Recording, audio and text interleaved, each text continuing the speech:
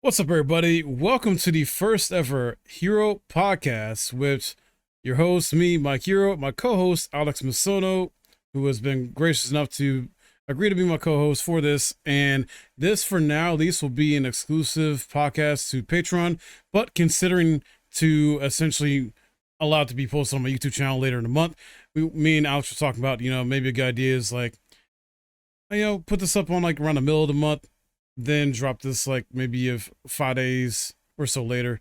So basically like 15th of every month or around that time, and then the 20th to the 30th on YouTube. So let me know, guys, for those that do become patrons for this, and you can check it out there. And then, like I said, if I put this on YouTube, let me know in the comments below what you think about that idea, just because I've been doing research, things like that. So see, Alex is being Gotta goofy show there. off the ducks. I know. So yeah, he's also got a nickname of Duck Lord. So you'll see ducks on here pretty much every time we do a podcast. Oh yeah, no, absolutely. You're gonna see ducks. This will be a monthly podcast, so we'll pick different video game topics, go for about an hour or so, usually.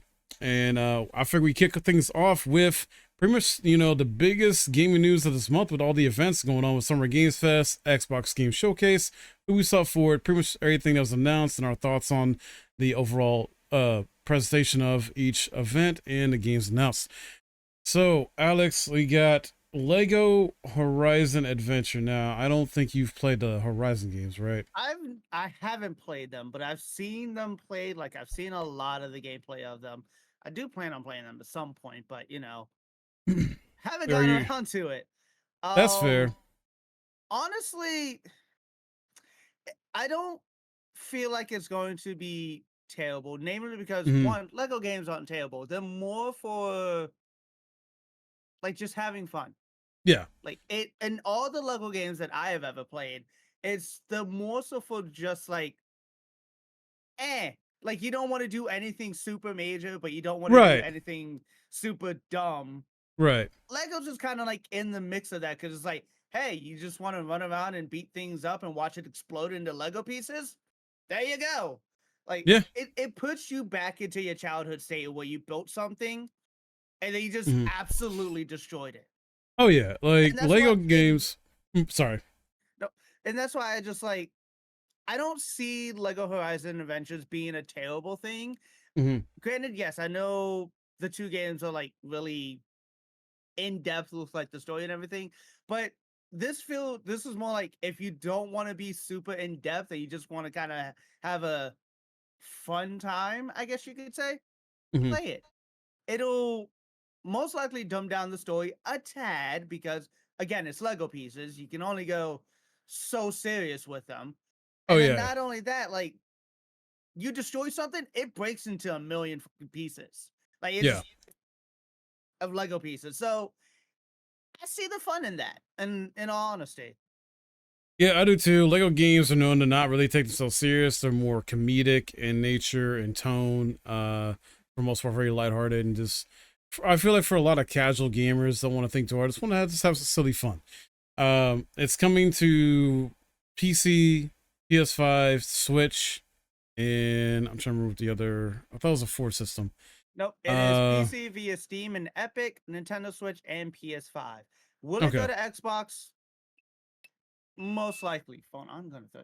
Most likely, it'll probably go to Xbox, namely Mhm. because of the fact that I don't see it sitting in a area where it's solely going to be just Mhm. that.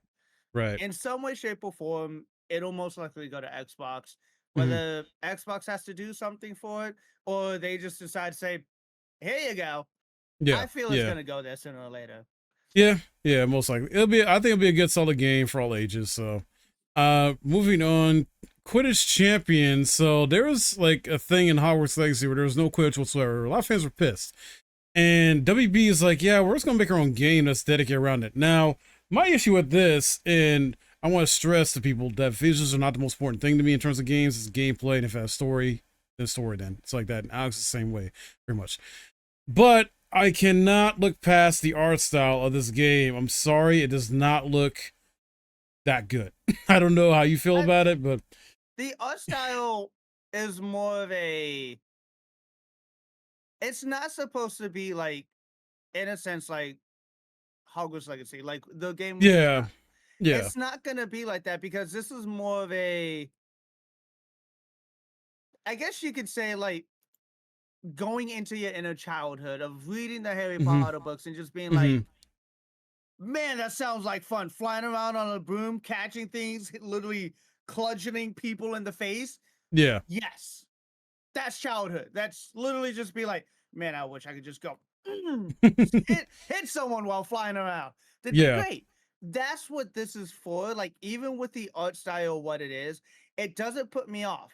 It Okay. gives me the sense of just like, hey,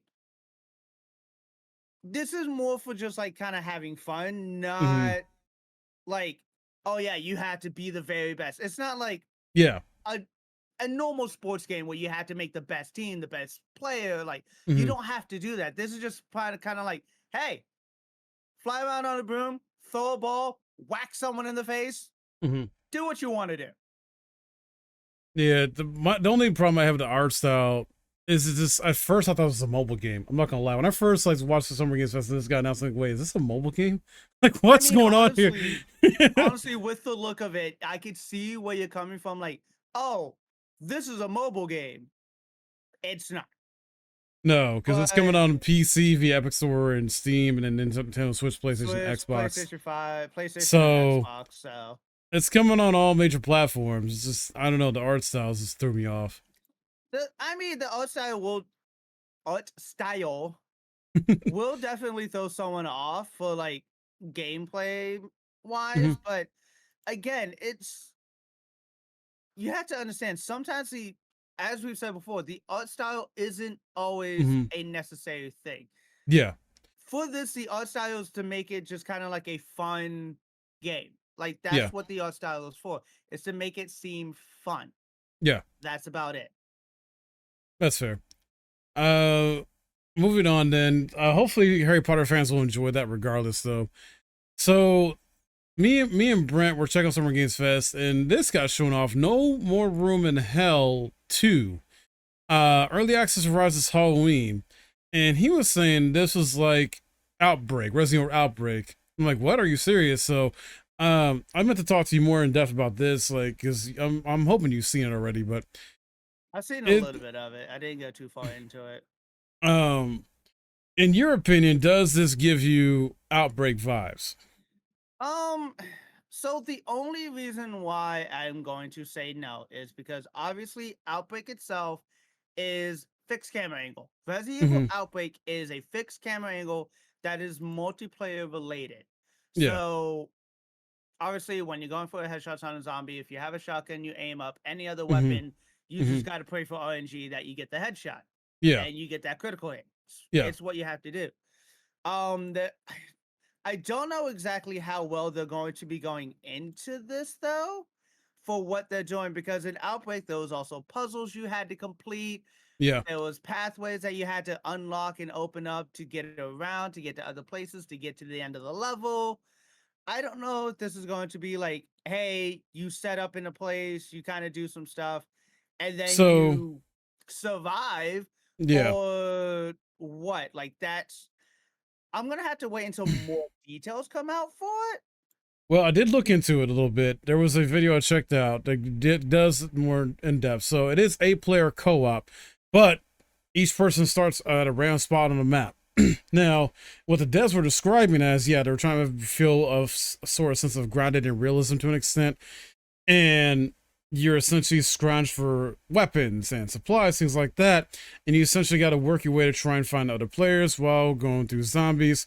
And on top of that, you're going to have different like tasks or goals where you're trying to essentially restore power in certain places, that and restoring power in certain places where lights get back on is going to help you find other players too. There is a permanent death mechanic as well that's put in here. See, So yeah. that's another reason why I'm not gonna say it's like Outbreak, is because in Hmm. Resident Evil Outbreak, if you died, you came back as a zombie. So True.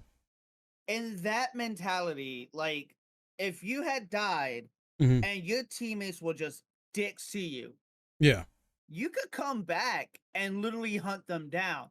But if Yeah. the teammates actively tried to help you, but you were just so overrun that they couldn't save you, but they Hmm. did actively try to like try to protect you, try to like make sure you lived. Yeah. You can literally run around as a zombie, and if a door's locked, just beat on it until it opens up for them. Like you can help them as a zombie, or you can hunt them down as a zombie. That was Okay. one of the great mechanics of Resident Evil Outbreak. Was when you died, you can do what you wish as a zombie. You can hunt down your Hmm. friends. You could help them. Like it all depended. This with the permadeath, I mean, I understand the sense of reality and the realism and everything, but Yeah. add in the change, add in being turned into one of them. That would give you more. I mean, I hate to say it, more of a reality sense, more of a realism sense. Because Yeah. if we go down all the lists of every zombie game, all the lists of like everything zombie related, you die, like you get eaten by the zombies, you die, you Hmm. come back as one. Like Yeah. that's typically how they went. It True. doesn't. I'm gonna have to see more before I like really get into it, and also play the Yeah. first one to before I get really into it. It's just I like the idea of everyone starting separately. Yeah. Resident Evil Outbreak only really did that on like I think a couple of levels, but Okay. most of the time everyone started in the same area. I love the Okay. fact that it's 8-player co-op. Outbreak was only 4 players. Um, and I enjoy like how it looks. Like you have to land a headshot. Hmm. Like it's actually pertaining destroy the head and they stop. It's Yeah. pertaining to that, which is nice as well. So it's really I myself will have to wait until a bit more is out before I'm just like, okay, this is probably better than Resident Evil Outbreak. Yeah. Um, but as of now, it looks really good. I really enjoy the aesthetic of it. I enjoy the look of it. I Hmm. enjoy the bit of combat that they showed for it. I And just hope that if they want to do the realism aspect, they add the change mhm. happening to you. And True. that's like the main thing. I mean, granted, yeah, with 8 players, it's going to be terrible seeing 5 of your friends coming after you if Yeah. you have like 7 friends to play the game with.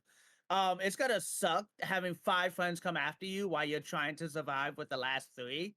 Right. But at the same time, I'm hoping if they do it correctly, you could also have those 5 dead friends kind of sort of help in a way by beating on the Hmm. other zombies. I can't guarantee that's going to be the case, but Yeah. an idea. Because will it be realistic in doing that? No, it won't be realistic. But the gameplay mechanics of shooting, the gameplay mechanics of running, getting Hmm. tired, having to do things to get power back on, getting overrun because a store lit up or like sound effects were going off and it attracts them. I love that. Yeah, I think they're going to do stuff like that, and then like apparently the center's supposed to have something like a power plant you're essentially going to converge on. I guess that's where the extraction point is to get out of there as well. I think that's what one of the devs said, and Even extraction in a realistic sense wouldn't be viable depending on the situation because 9 times out of 10 you're not getting extracted, mhm. you're being pulled out to be tested on. And even then, I'm not wrong. Even Yeah, I then, know. as well, there's no chance of actual extraction because 9 times out of 10, that entire area is quarantined. Yeah, No one's going in until they have full confirmation. Nothing is living in there. Hence, nuclear strikes and missile strikes destroying and leveling the entire field.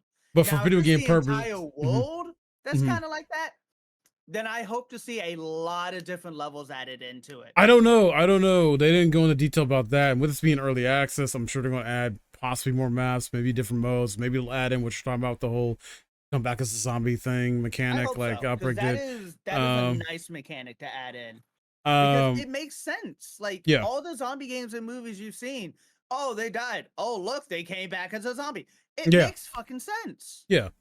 Um, but when a video I saw though, it made it seem like yeah, I guess you're extracting because in terms of video game mechanics or progress, you're trying to take your character you make, and while there is permadeath on it, you gotta be careful with that. If you do make it out, you keep the stuff you get, you essentially carry that with you, and then almost like a roguelike in a sense where you'll carry that until you die, but then I think there's certain currency or something that still carries over. That's like a permanent progress unlock thing to use on your new character whenever you lose your first character. So they're So trying to. pretty much what they're doing is a extractor looter kind of.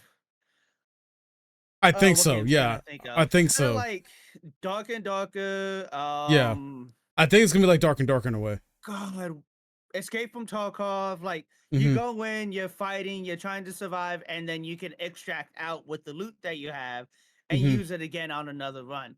So they're Yeah, kind of doing it as a extraction looter, yeah. which isn't terrible because it kind of makes sense. You're going in, finding resources, and Hmm. extracting out with it to use on your base of operations to make it better. So that does make sense in a way, but at the same time, it's just like, eh. Yeah, I mean, I'm glad it's released in early access. The first game apparently was based on a mod, so this is technically based on a new mod. This is from the same devs who made Chivalry 2 as well. So, I mean, you that's know, like the same thing for DayZ. It started out as a mod and it became its own game itself. And then true. again, the game that's the mod is Hmm. far better than the actual game itself. Oh wow. Okay. Well, hopefully this is not that kind of situation. God, I hope Situation. not. Since it is going to be in early access for however long, they take the good feedback from community. Not sure how much is going to they're charging it. They didn't say a price yet, but it's going to ride this October, so we'll see. We'll see. So I'm not going to go over Star Wars really here. It's like a Star Wars teaser, but we'll go into that in Ubisoft Forward. Um, Civ 7 gets announced, so Yes. something I would imagine you're very excited for. I am getting excited for this. We only got like a reveal trailer, didn't show any gameplay. Um, it prompted me to cave though to get Civ 6, which was $3 on Steam at the time. I don't know if I don't think it'll be on sale still by now, but uh, so I'm looking forward to check that out with you and Len, and see how that is. Because yeah, for those that don't know, like what's the hook, what's the gimmick of Civ, that like why it's So been Civ lasting so long. 6, well, not just Civ 6, pretty much every civilization game, if you haven't played them already, you pick a civilization you want to start with. Depending on the game, your civilizations or your Hmm. leaders in that sense are going to change. So like you have St. Peter, I want to say, for Russia. You have, well, Civ Hmm. 6, you have, I want to say, is it? No, it's not. Is it Eisenhower? I can't fucking remember now. I don't Oh, usually good. play the Americans a lot. Each civilization you run has a different leader. Yeah. Now, these are all civilizations in the real world. So you have like Egypt, you have Hmm. like older civilizations that are also added in. You have the UK, the French, the Middle East, Hmm. as I said, Russia, Germany, Americas, Canada, Yeah. things like that. Like even the Brazilians, if I remember correctly, I could be wrong for that as well. But each civilization has its own leader. Now with mods, you can change some of the leader rounds or even change some of the stats for the leaders as well, which Yeah. again, fantastic. Uh, but it's pretty much taking over the world in different ways. Okay. I forget when the religion aspect was added in and Hmm. and like certain other aspects to win. But Right. there's domination where you just pretty much knock out every other civilization there is Hmm. and pretty much claim your dominance of saying, "Hey, you can't do anything anymore. Yeah. I win." There's a science victory of I think going out to Alpha Centauri Hmm. as doing the research and like progressing to that point to where you're the first person to go out there. Once again, kind of claiming dominance. There's Hmm. a cultural win as well, if I remember correctly, Hmm. where the if you have the most tourism, the most like income coming from that and whatnot, you get a win. There's also, I think, in a wealth, a income variety Hmm. one. I Yeah. could be wrong. That could have been changed to the culture. And then we also have a religion one, the one that I usually partake in. Right. So there's different means of winning within civilization, depending on the game that you're playing, would depend on the means of how you win. You can, as I say, you can dominate if you have a predominant military, Mhm. like you do the research correctly, you can get out tanks before anyone else. Like, Yeah. I think the one time me and Len played, he got tanks out as some people were just starting to discover gunpowder. And this Oh, man's coming wow. out in full tanks. That makes sense for Lynn, though. He tends to be very, I don't know, aggressive, or somehow is able to He get, knows how like, to do the research a lot better than I do. I know yeah. how to do the religion a lot better than anyone else, typically. At Okay. least for me and him, like between me and him, I know how to do the research very quickly. Namely because I Mhm. mostly play as one civilization that really helps with that, but we're not going to go Mhm. into that. Some cool stuff though, because this is announced to come to PC and consoles in 2025.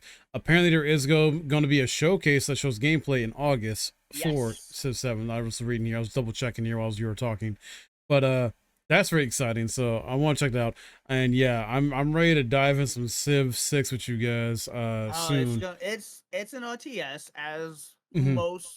as pretty much all of Civilization, all Yeah. of the Sid Meier's Civilization games are all RTS based, and it's definitely a different style of Hmm. RTS compared to most others because everything is a tile. Yeah. You plop your city down on a tile, you get the 6 surrounding spots for it, Hmm. and then your city slowly grows out from there, Okay. taking up tiles. Okay.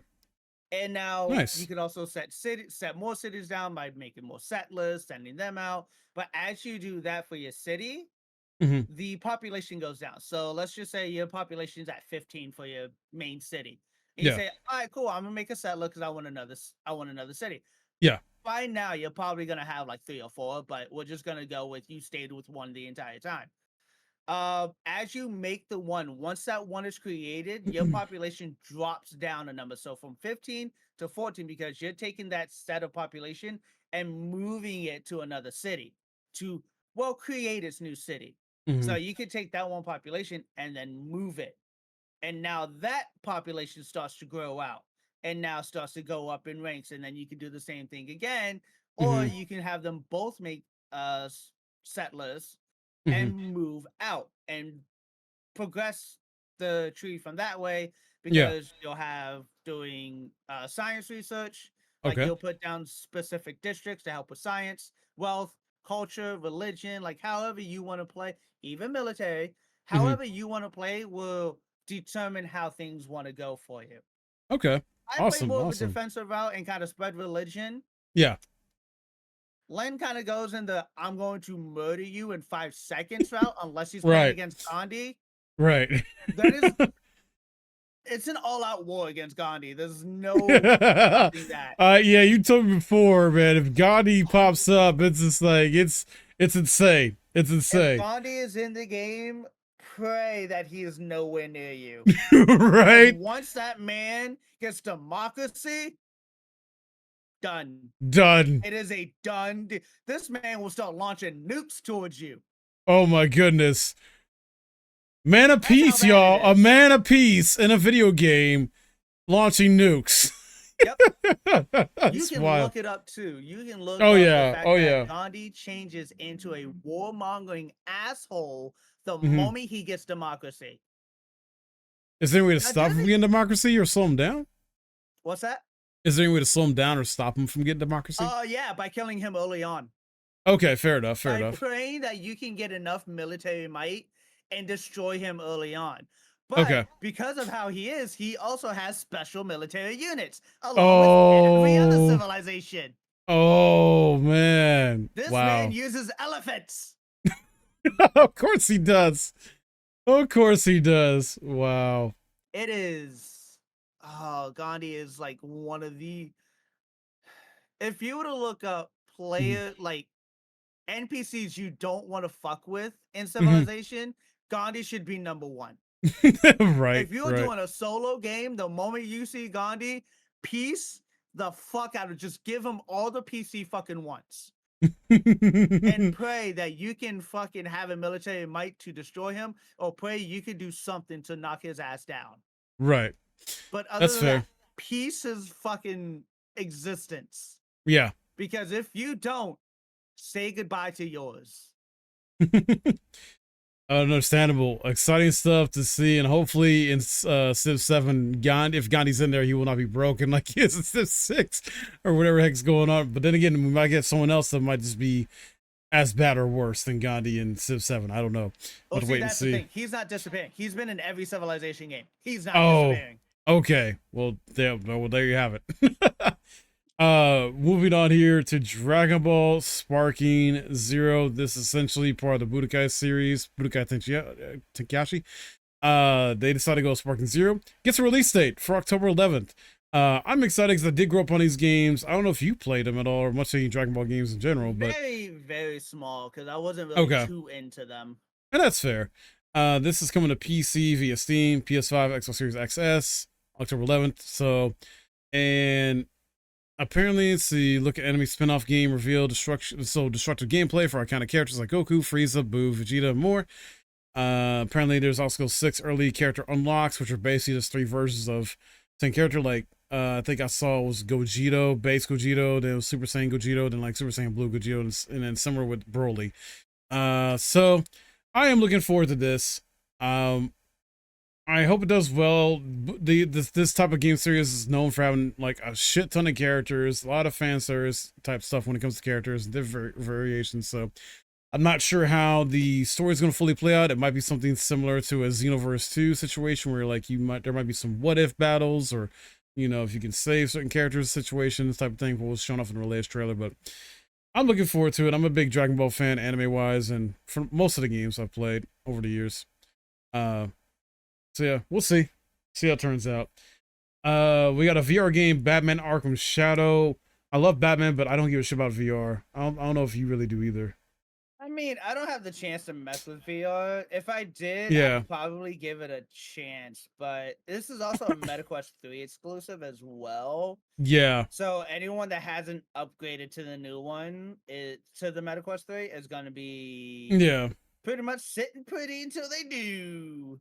And VR, in terms of just being like a platform its own, where like for games to thrive on, is not overall doing well, I think, compared to just us playing on a PC or just consoles, because it doesn't have many great games that people want to get to play on VR itself, whereas PlayStation VR 2 or MetaQuest 3 or MetaQuest 2, we had a Batman VR game before, and that was very short and not great. This one, I don't think is going to do much better, personally, but we'll have to wait and see.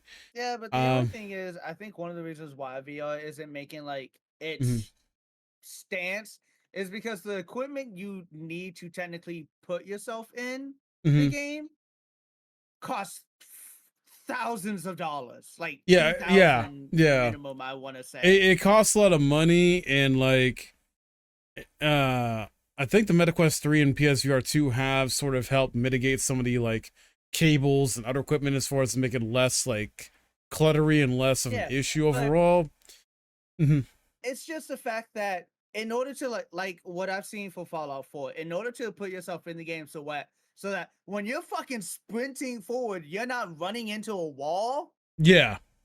That's where the issue's coming into play. Yep. Because of the simple fact that you need all of that equipment, like the socks or whatever that they have, the whole platform, the harness for it, like all of that, which costs like $1,500 to $2,000. Not everyone has that money lying around. Exactly. So when it comes down to like doing that, it's not going to progress itself out the way that it wants to because of how much that equipment costs. You're not wrong. So yeah, VR, unfortunately, I don't think it's ever going to take off in the state it is. Maybe it will one day. I don't know. I've always said I personally want a sort of online type of experience without the whole Matrix death thing I baked in there, but where we can just lay down and have like a nerve gear type thing. I like the risk, though. You said you like the risk? I want the risk. That's fair. Knowing you, yeah, you do want the risk. I want the risk. But I've even read stuff on that, and we're like so long away from even that type of stuff even happening. So I don't know. That'll happen. Next up, Street Fighter 6 getting Fatal Fury crossover with Terry Bogard, also in Bison's apparently back, and got Mai and Elena. I'm a Street Fighter fan. I love fighting games, even though I mainly cover RPGs. I know, Alex, you've played some fighting games. You're mostly a Tekken guy, though. Tekken and Soul Calibur, honestly. And there's nothing wrong with that. So you never been like a Street Fighter person then. No, I Um, mean I've played the games, but I've never been mhm. like. I mean, I've never really been in fighting games to begin with as well. Right, But right. the ones that I did play, Tekken really brought me in when they introduced Leo, Hmm. and Soul Calibur. I've just always enjoyed. Like I've enjoyed Yeah, the Soul Calibur games that's to fair. begin with. That's fair. So nothing wrong with that. And this is gonna please a lot of fans. I'm wondering how Mbai's still alive because technically lore wise he's supposed to have been dead. So I don't know. We'll see how they bring him back, what the explanation is, whatever have you. I'm happy they're having Terry as a guest character because that means Capcom SNK are essentially buddy buddy again. This could just mean a Capcom versus SNK 3 game possibly in the future. Who knows? Maybe. We'll see. Blumhouse games. So Blumhouse, is the famous horror movie producer, whatever. Um, they are now getting into the video game space as a publisher, and they got indie devs. They got like a half a dozen games they revealed at Summer Games Fest of a variety of horror games from supernatural, psychological, and everything in between. I'm excited about this. I don't know about you. I know you like horror games too. I Uh, do enjoy my horror games, and I'm very excited about it.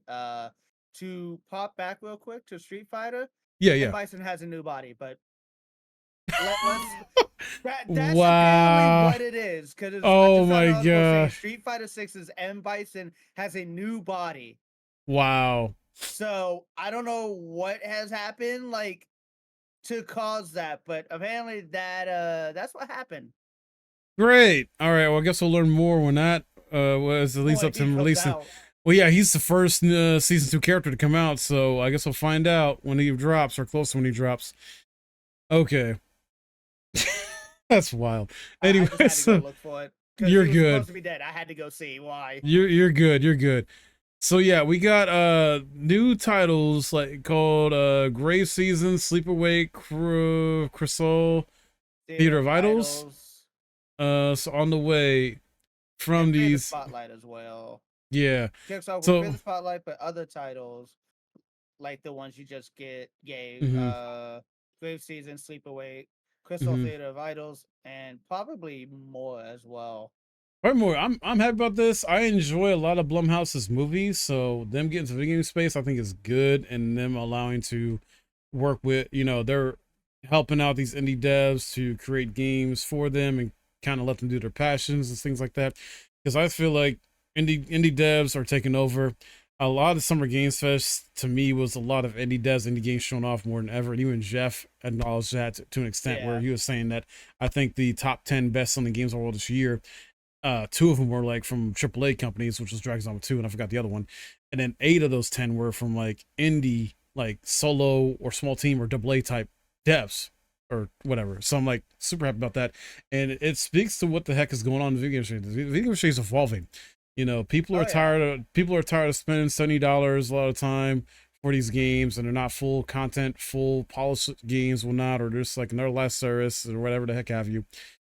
And inflation, everything like that, other factors is like, bro, paying like 30 to $50 at most for a game on Steam or indie game is much more appealing than paying $60 to $70 a pop for a new AAA game. So I don't blame him. So I'm loving this, and I want to see more of this stuff from indies. Uh, I'm also loving the fact, and this is my fandom coming out here, Power Rangers gets a new beat 'em up game called Power Rangers Read Rewind. New old school style beat 'em up. I'm 5 players. Looks like co-op, and I'm super hyped for this. I don't know if you're a Power Rangers fan at all, No, I or even am. care. I'm Oh, okay. I'm definitely excited for it, namely Hmm. because of the fact that the last one that the last game we got like this was what TMNT Shredder's Revenge, Yeah, yeah. like the one the like similar to this, and that was extremely fun to play. So I'm really looking forward to this Hmm. and play and like being able to play it because it takes us it takes our generation back to our childhood, like back Hmm. to the games that we used to play so much as a Yeah, kid. And that was one of these games. Like it wasn't a fighting game per se, but it was just kind of run around, beat things up, and have fun. yeah. I'm And looking at it the was dev. enjoyable. Real quick, I'm looking to see who's doing this. So Digital Eclipse is the developer and publisher, and I don't remember if they did. wonder who did the Turtles game that we just talked about, Shredder's Revenge. Ninja Turtles. Give us a sec, guys. Developer was Tribute Games, and Okay. publisher was Dotemu or Dutemu. Okay. I wasn't sure if it was the same developer or not because the way it looks and how it seems like it plays. But yeah, this is really cool. I know me and Brent were talking about seeing about getting you involved playing with us because I think it's gonna be it should be 5-player co-op, hopefully online, not just local. Because I know me, Ollie, Brent will be down. Hopefully Mel will be down, and then yeah, if we can get you as our 5th, that'd be awesome. Yeah, because I think this would be a lot of fun. I definitely enjoy playing it. Not much is known other than it's got announced. We saw a little bit of gameplay. And it looks like it's gonna be switching. There's different modes or levels will switch from beat 'em up to FPS to racing gameplay. That was shown off. So no release date yet. So wait, I guess we'll get some more information later on this year. Maybe Gamescom, maybe a Game Awards, or somewhere in between. Next up, Mecha Break, which me and Brent keep confusing for freaking Gundam because this looks like a Gundam game. It definitely has the look of Gundam. Don't get me wrong. Definitely has the look of Gundam. And I won't lie, it does look very interesting to play. Yeah. But it is not Gundam in any way. No.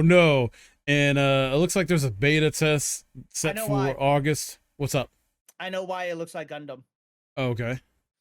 So obviously it showed off the trailer, blah blah blah, no specific date. The presentation also revealed that Takayuki Yanase, Metal Gear, Gundam, Armored Core, and Junya Ishigaki. I probably fucked up the names, and I'm sorry, but I'm not great with names. They worked on Xenogears and Gundam, provided the talents to help design some of the game's mechs. That is why it looks like Gundam. They got 2 people to provide their talents that worked on Gundam. Yeah, that makes sense. But it's also, I think games gonna let you create your own mech, and seems like it might be a lot of fun. Some people that might be looking for an alternative mech game, that's not exactly Gundam, not exactly Armored Core. This might be up their alley. I'm gonna try and get into the beta. I want to test it out and see. I don't know if let me double check if there's like a sign up for it. Mecha Break. I can guarantee you right now with how this game looks, if you are able to make your own Gundam, people are going to be making things from Gundam. Let's see. Guarantee you right now, you're going to be seeing some Gundam mechs running around if they can make it. I am not going to be put off from that. Yeah. Let's see. You'll need a Steam account sign up. If you don't have one, you can create one. So looks like Steam's official website. I'm looking to see what it's talking about here. Can anyone participate? Mecha Break closed beta is available. Players in. Hold on. I'm trying to figure out where you sign up.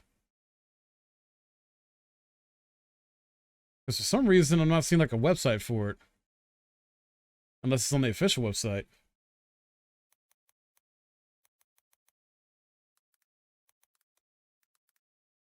That I'm honestly not too sure. Let me check the official website.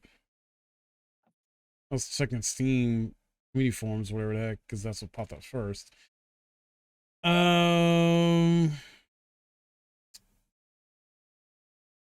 right. Looks like. Wait, you have register to complete the sign up form on the website. Okay. Most likely, yeah. All right, that's fine. I'll do that another time. But yeah, very cool stuff there.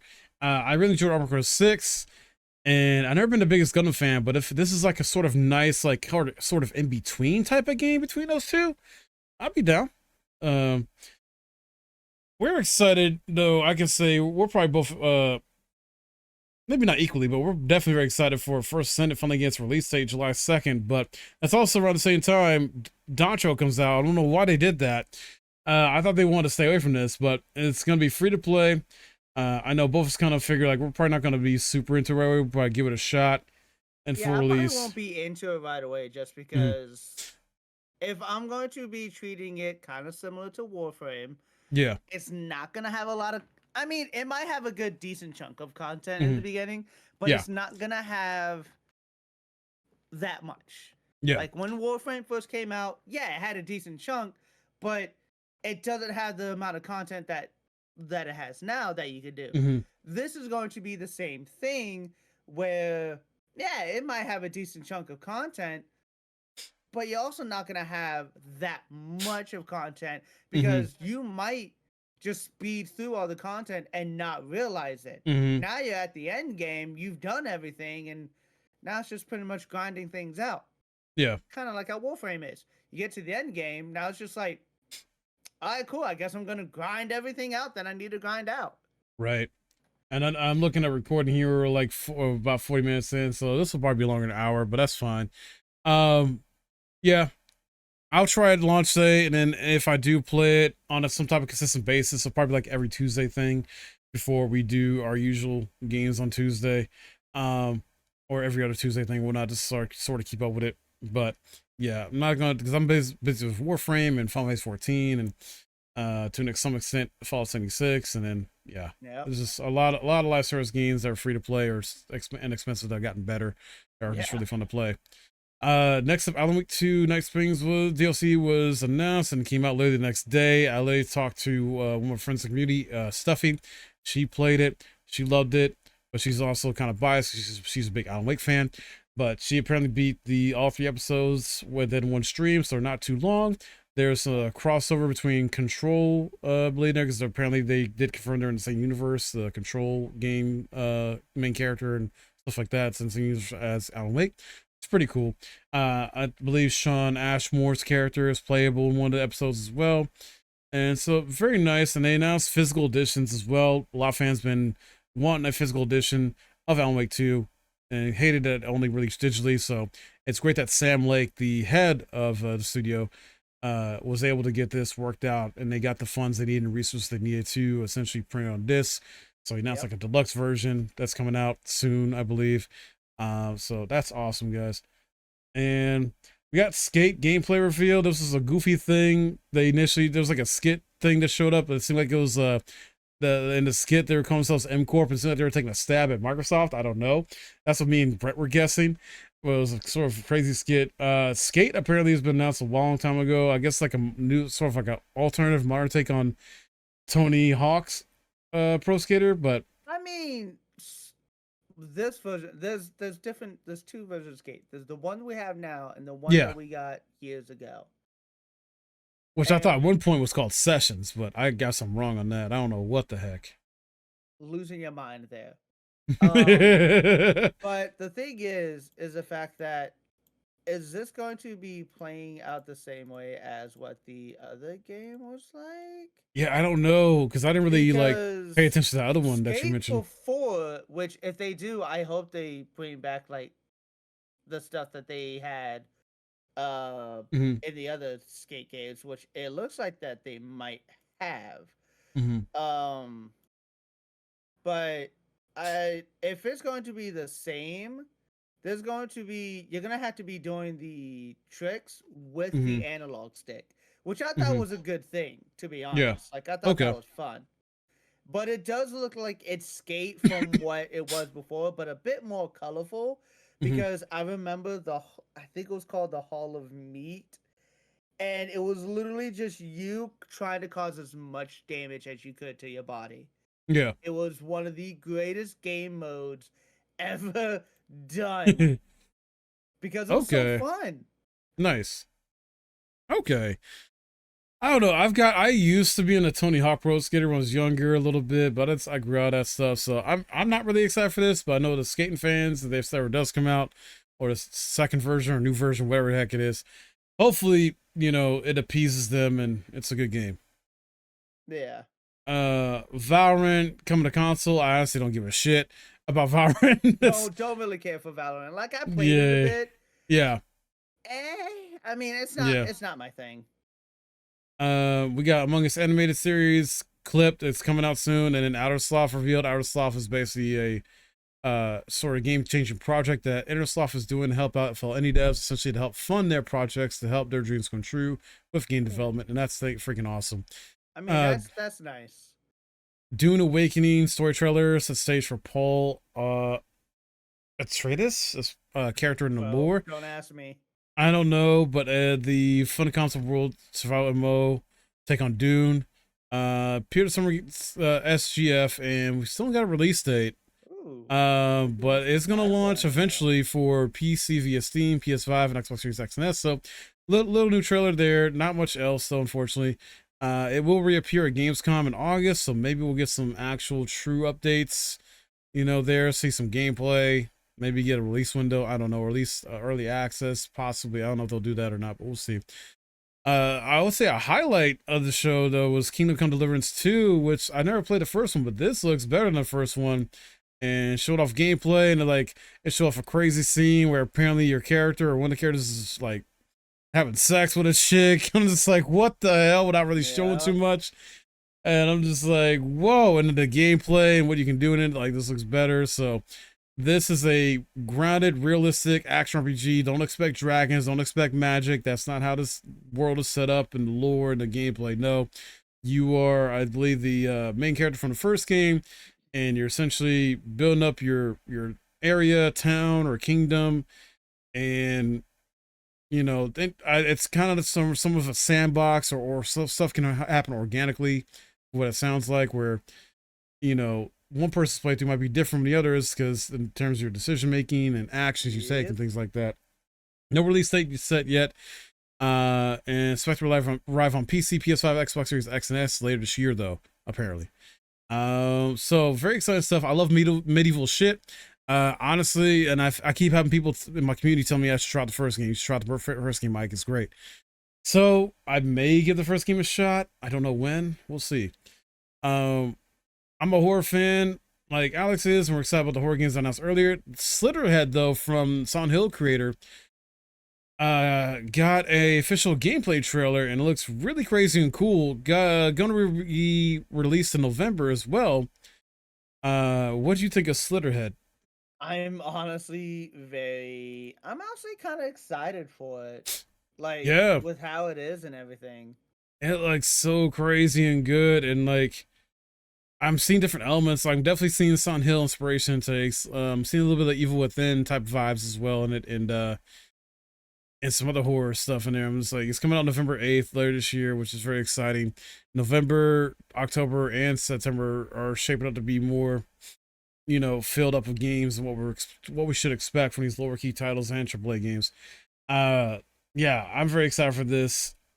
Never been a big Silent Hill fan. I'm always been Resident Evil, but Slitherhead looks really, really crazy and fun to try out. So hopefully it's gonna be good. Not much else though, looks like, but except for that, Delta Force Hawk Ops, which apparently is based on the Black Hawk Down movie, I think. That got a new trailer. Apparently there's a global PC alpha test in July for it. First for shooter gameplay, so this might be something more up you and Lynn's alley. Depending on how it plays, though, because Yeah. when it comes to milsims, like in a sense, Squad Mm-hmm.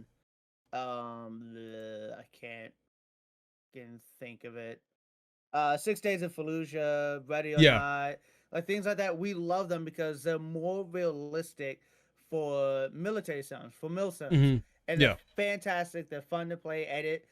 It literally puts you in a position of you have to be considerate of your teammates. You have to be Yeah. considerate of everything around you, and you have to be careful.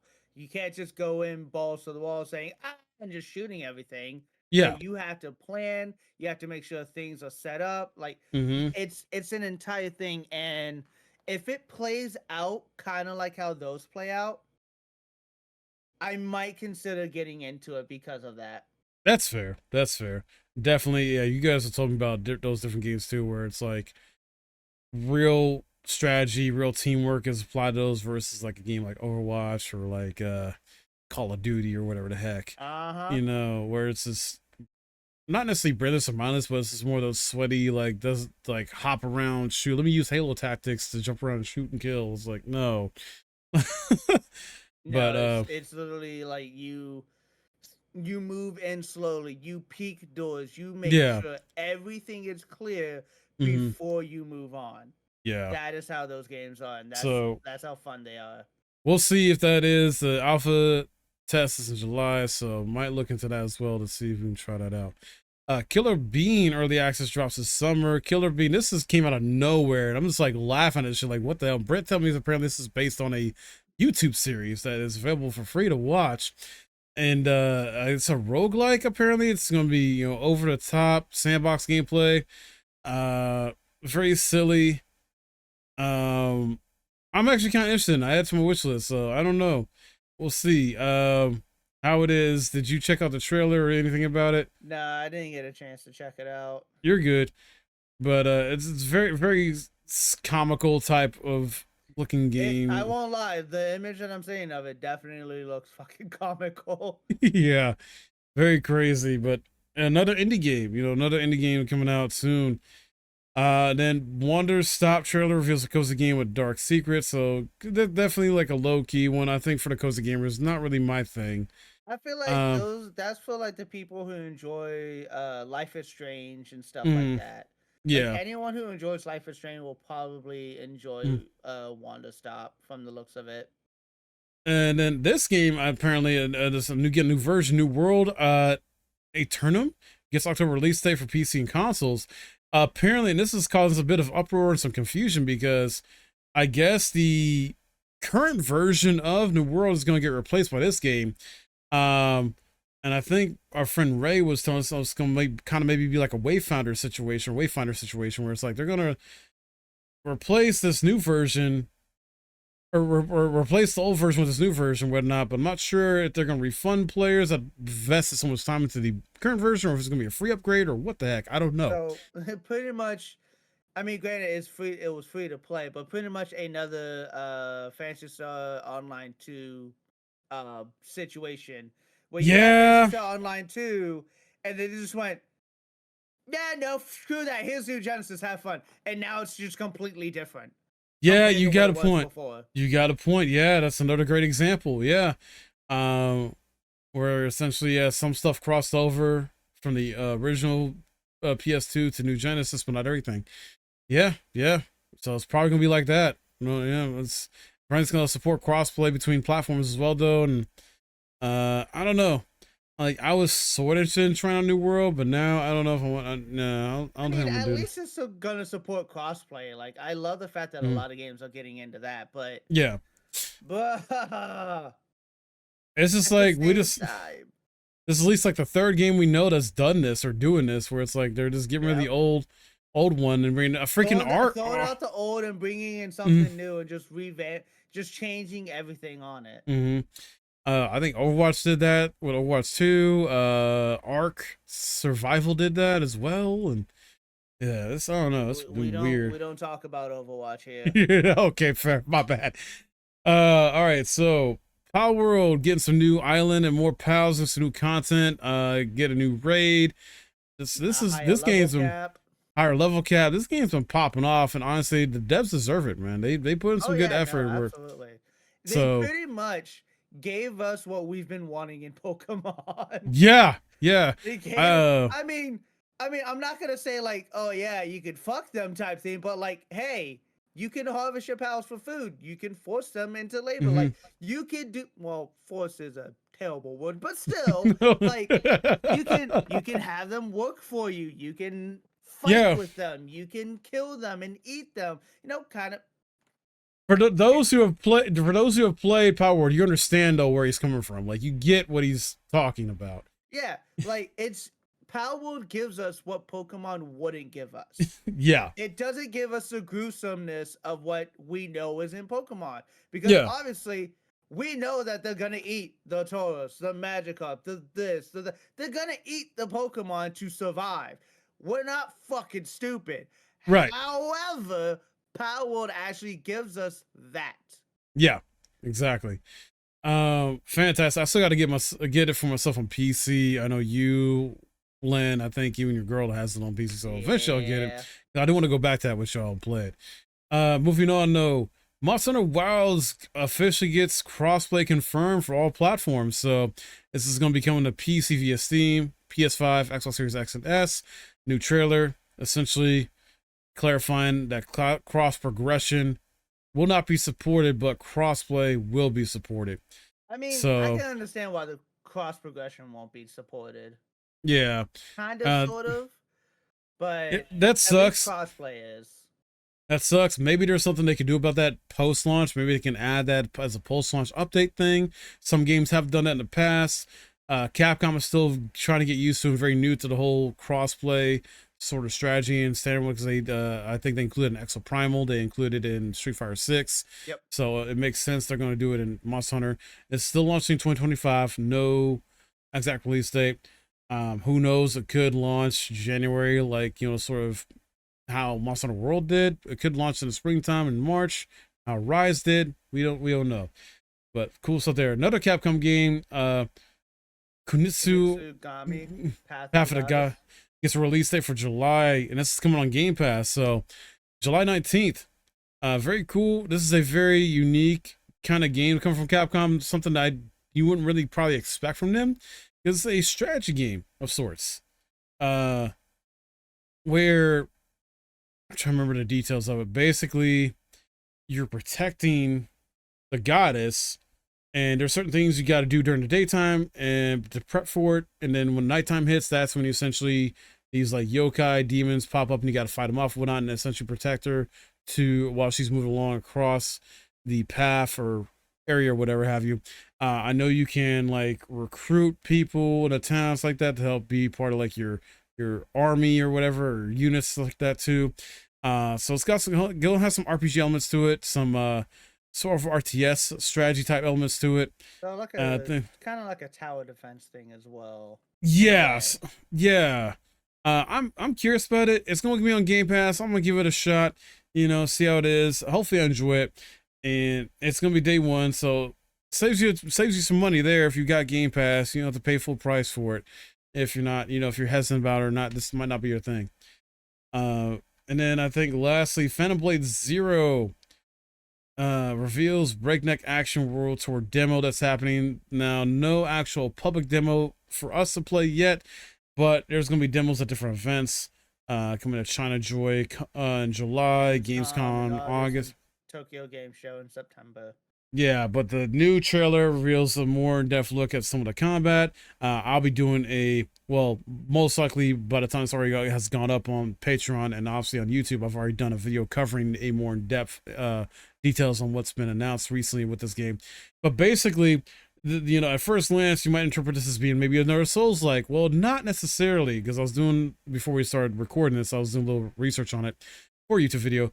Apparently, it's more akin to something like a Devil May Cry because of the fast-paced, hyper-aggressive combat and things you can do in there. Very, the devs even admitted like they were trying to go for, a game that emulates like the sort of older like kung fu action films that you saw in the past from the 90s and before, and also the wuxia martial arts style of Chinese wuxia. So martial arts. So think of like something like Crouching Tiger, Hidden Dragon. That's what they're trying to go for in some ways, and they even try to coin the sort of theme of it being like kung fu punk, as far as the tone, aesthetics, things like that, and mixing up different stuff. So very cool stuff here. Very fast, fluid combat overall. I was reading earlier, like there's like a parry system. There's a block mechanic system, but there's like a yellow bar below the health that's kind of similar to what it would be in Sekiro. Almost like a power system where like if you lose it, then you essentially are guard broken and you're vulnerable to enemy attacks. But there's gonna be like this sort of nice like sort of back and forth dance and combat back and forth where you and a regular enemy are gonna be pairing each other until you break the enemy's stamina bar basically and open them up for combo damage and more damage until they're dead. There's a dodge mechanic where you essentially have to, there's a red color attack enemies will do or boss will do. You have to dodge it at the last minute. There's something called a ghost step you can do that essentially allows you to kind of move to the side or even behind enemies sometimes and essentially open up for damage, things like that. Very, very fun, fluid combat they're going for. Very flashy combat they're going for. So the only thing that's they kind of made a sort of Souls-like is the kind of map sort of design, the level design, where they're multi-layered and things like that. So, and I'm guessing they'll probably be interconnected, similar to what a Souls game or Souls-like is. I wouldn't doubt it. Yeah, So very, very cool stuff. This is going to be launching on PC and PS5. Now, I'm not sure if it's single player only, if there's going to be a multiplayer component to it. And it's not clear if this is going to fall in line, because I think they said they want to remain as like an independent developer or try to be like independent developers with great resources. So this could be a case where maybe it does launch on PC and PlayStation the same day. Who knows? We'll have to wait and see. I know Sony CEOs are foolishly made the statement about how going forward they're trying to have their like multiplayer live service games launch day and day on PC and console, PS5 where, but their single player narrative story driven games they want to have like be PS5's first, but then launch on PC like 2 years later, like they're doing to try and attract PC gamers to PS5. And like I was talking about this with Darkowskis, I think I talked about this with you before too. They underestimate the patience of PC gamers, dude. Oh yeah, no, absolutely. We have a otherworldly patience.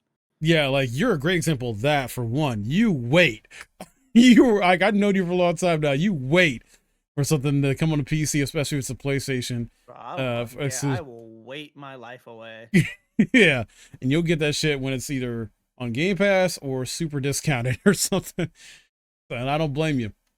So yeah, overall the presentation, when I thought it was a 7 out of 10. What do you think overall with the games announced with Summer Games Fest? Summer's game. I mean, obviously, there's games that I don't care for, Right. but it was honestly it did have quite a bit with it. Like it was stacked up with quite a few games. Like even with the ones that I just didn't care for, like there was still quite a few that came through that was like, Yeah.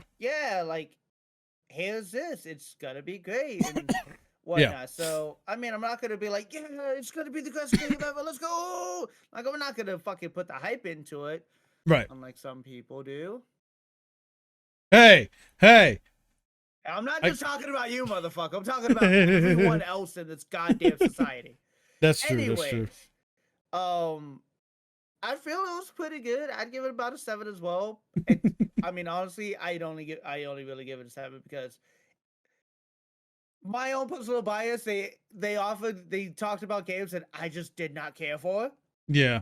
But like if it was filled with games like I was fully interested in, Yeah. like, oh man, that looks fantastic. I want to play it. That looks fantastic. Like if I was like that for every single game, then it probably would have gotten like maybe a 9. Like I'm not gonna give it a perfect 10, but it right. a 9.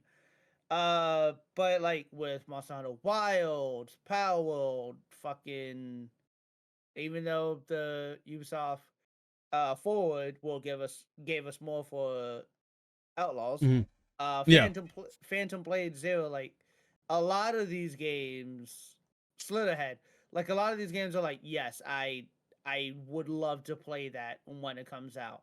Oh yeah. But give it about a 7.5 with what they showcased. Yeah, I feel it was a 7 overall. It was good, it was solid. Jeff even said temper your expectations are lower and whatnot because it's going to be focused on a lot of games that already got announced. Updates. I was honestly happy and proud though that he showed all love to the indie devs. So And a lot of indie games. that's another thing. Like they showed a lot of love towards indie developers this time around instead of like AAA developers. It was mostly indie, and that's what I also enjoyed about it.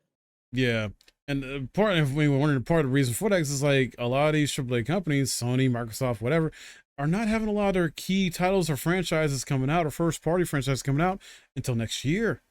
You know, so that opened up a sort of void or window for these indie games to kind of like fill that and shine. You know, so that's great. It fills in spots that we've been craving as gamers. Exactly. All right, now we got the Xbox showcase to go over some review real quickly. Now Black Ops 6, we knew it was going to be there. Open up with that. Yeah, they know how to do a trailer, looks good and things like that. I just like, I'm been so out of Call of Duty for so long. Like, zombies might be cool about this. It's going to be on Game Pass. You know, I would say that's the only thing that I'll give a chance is the zombies aspect because it's still it's playing. Now I've done the Dark Aether storyline from I think it was Cold War, and it's continuing on from that. So fantastic. Like I'll give the zombies aspect a chance, but I'm not going to be shelling out all of my money and time into the game to continue when the when new maps come out, continue the storyline. Hmm. No, I will just watch someone do the Easter egg and get the storyline myself. Like I'm Yeah. not gonna do that. Were you ever into the campaigns at all though? I mean, I played them. Like, let's be honest, Black Ops obviously peaked back in Black Ops 2, Yes. but Yes. that was its peak. Yeah. Or at least for Treyarch, they peaked with Black Ops 2. No, I agree 100%. And I feel like the Black Ops 6 is them trying to get that peak back, but they're not. Yeah, they even said they're trying to go back to their roots some in some areas and whatnot. They're bringing I've heard and read they were bringing back sort of the, I guess, more traditional prestige system. I guess fans been wanting back. Yeah, they're bringing that back, which is a nice take. Like I Yeah. won't lie, them bringing that back is really smart on their move. Yeah. But I mean the campaigns were okay. Again, Yeah. they peaked for Black Ops 2 for Mhm. these. And Modern Warfare 1 and 2, the older, not the remakes or Right. anything, but the older ones were Mhm. also, I'd say Modern Warfare 2 more so than 1, was also one of the other Call of Duty peaks. Yeah. I agree. Modern Warfare 2 and Black Ops 2 were like fucking peak, and then it just went down from there. Yeah, I did enjoy MW3 OG though. I really enjoyed the multiplayer of that. I enjoyed the multiplayer of MW2. I enjoyed the campaigns of the original Modern Warfare trilogy overall. But yeah, I agree. Like, yeah, Black Ops 2, Black Ops, Modern Warfare, they peaked around like that second game. Yeah, for sure. They definitely peaked and then just kind of went downhill from there. Now, what got me super hyped is probably my favorite game announced from, even though I already knew about this like a couple days prior because it kind of got leaked. Doom: The Dark Ages. We're getting a new Doom game, and I love me some Doom. I played a little bit of the original OG Doom back in as a kid in the 90s, like that on the computer when I could. Usually it was like at school if I got a homeroom that had or something like that, or a friend's house. But still loved it. And then they remade Doom back in 2016, and we got Doom Eternal, which was also fantastic. This is just continuing. Surprisingly coming next year though. I thought it might come this year because I noticed like between Doom 2016 and Doom Eternal, there's like a 4-year gap. So I thought maybe it'd be the same thing. But then again, you got to factor in, Mm-hmm. COVID happening, so development time took longer on this one. So Yep. we're gonna get it though. This is going to be coming, I believe. I think Phil Spencer did say this is going to come to PS5, not just PC or like Xbox system. So, and yeah, I'm wondering how the heck they're going to explain this. Like if there's like a time period thing he goes back to, or this is just an that element. is the case. So what I'm looking at is Doom: The Dark Ages, which takes the Doom Slayer back in time. So Okay. even in like the beginning, it talks about saying it says before he became a hero, he was a super weapon of gods and kings. So it's pretty much going back to when, I guess, like when he was first starting to be like a part of like murdering everything. Okay. So I want to say that's what the case is. Oh, either way, I'm down for it. I love Doom. I actually this will give me a reason to go back to Doom and Doom Eternal. Doom Eternal, so I gotta go through all the DLCs. I got all that stuff and the PS5 version I have. So yeah, I don't know. Do you own Doom at all? Like the Doom games? I played them. Okay. And I really enjoyed them. I won't lie. They were. It was, once again, it's one of those games where you just gotta shut your brain off and just go murder. Yeah, and the music's so freaking good. I love the music. Mick Gordon did his thing in Doom 2016, and I think he worked on some of the music in Doom Eternal, but not all of it. I know they had some weird parting of ways, things happen. Not gonna go into that here, but I don't know. Like, I don't know if he's gonna come back for this project or not, or what's going on, but it's just Doom. Ever since Mick Gordon became part of it, like music has been really good and doesn't feel fully the same without him. So we'll see how this be, at least from a music standpoint of the game, how it's going to be. But the gameplay, I feel like it's going to be fantastic. You got the chainsaw shield. If it's going to play the same as like the last few Doom games we got, it's going to be fantastic. Yeah, I expect them to expand upon the gameplay in some way, and the lore. It's going to be great. Just like you said, it's going to be some mindless fun, really cool stuff. And just It's I'm just mindless. It's literally just mindless murder, mindless fun. in a video game. Yep, yep. State of Decay 3 reappears with a new trailer. It was announced all the way back in 2020, and it's been over for a long time. I have still yet to play the first game. I own it, and then State of Decay 2 is on Game Pass. Game Pass, I want to play that. This is going to come to Game Pass, of course. Not sure exactly too much details about it though, as far as if it's going to have co-op like the last one and how it's expanded gameplay. Will like it'll Yeah. most likely have co-op, but the only thing that we really have is just the fact that it's set years. Doesn't say how many years, just years after the zombie apocalypse. So Okay. it could be 10, 15, 20 years, 5 years. We don't know how many years has happened until probably later on when more information comes out for the game. Yeah. So let's have to wait and see. We'll learn more most likely later this year. Something else that, at least at the time's recording, we'll learn way more about tomorrow. Dragon Age the Veilguard, which we both are excited for. Yes. And like I haven't been a Dragon Age game. You have. You talked about how it has multiple endings and the different stuff you can do in it. Oh my god, it's so good. So yeah, I'm excited. This trailer that they did reveal trailer of really got me hyped. The different classes or subclasses that they are showcasing here. Very cool stuff here. They even brought back a sort of returning character, a mainstay character, and the dwarf character. I can't remember his name. Varric. Thank you. I remember he was in 2, and he was in Inquisition again, and they're bringing him back again. Obviously, he's aged a bit, which it fits him. Like, still the same voice actor, I believe, too. So I'm very excited to have him in my party. Like I said, even though I haven't beaten it yet, I got into Dragon Age games because of Mass Effect 2 and 3, and essentially thought they were fantasy versions of Mass Effect, which they kind of are. So really digging this. Looking forward to checking out, at least that time's recording, the 15-minute or so gameplay we get and details for sure.